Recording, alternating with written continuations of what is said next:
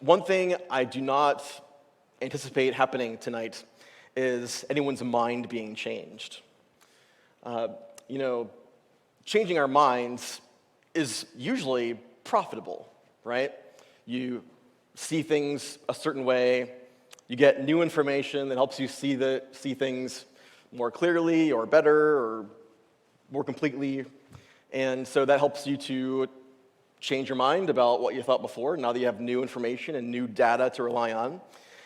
And hopefully, that would be profitable, right? That would help you to perform better, achieve more, whatever it might be. The problem that I feel we're facing is not really about changing minds, because the real thing is that we are grouped together into what I would call, and what a lot of people call, tribes. The tribe that we come from, the tribe that we're in, colors a lot of the things that we see, a lot of the ways we understand the things that we see. And I'm a firm believer that over the last, say, 30 years, our politicians in America and the political operatives that help them get elected have found the easiest way to get elected. It is no longer by having spirited, well-informed debate. There are very few undecideds anymore, right?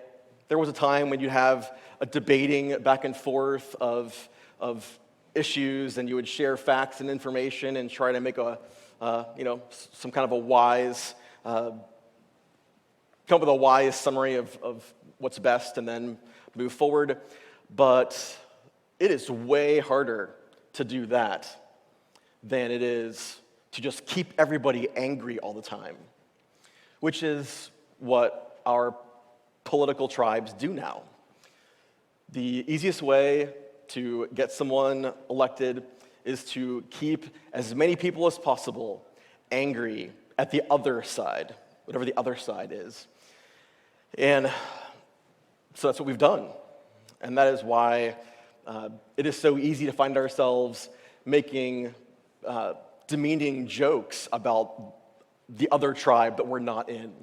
That's why, media companies now are all invested in this idea that all they need to do really is to come up with a way to maximize their influence over their chosen tribe.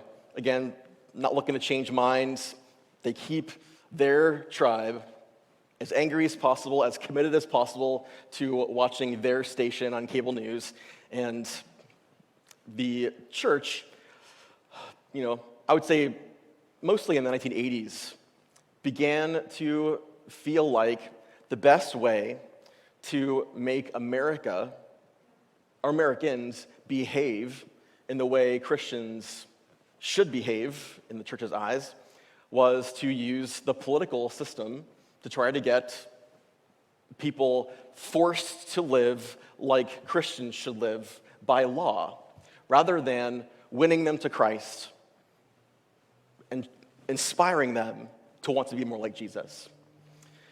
And so I am pretty firmly convinced that over the last 30 years, the church has sold its soul to our political parties.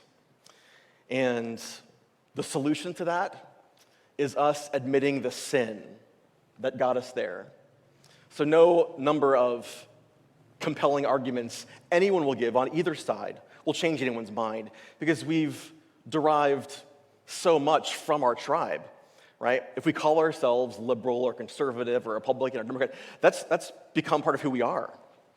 We have other people that are in our tribe, and we joke together with our tribe about the other tribe, right? And so much of our lives, so much of our sense of belonging and sense of identity comes from these allegiances that we've begun to make over the last 30 years at the expense of having our first allegiance be to Jesus.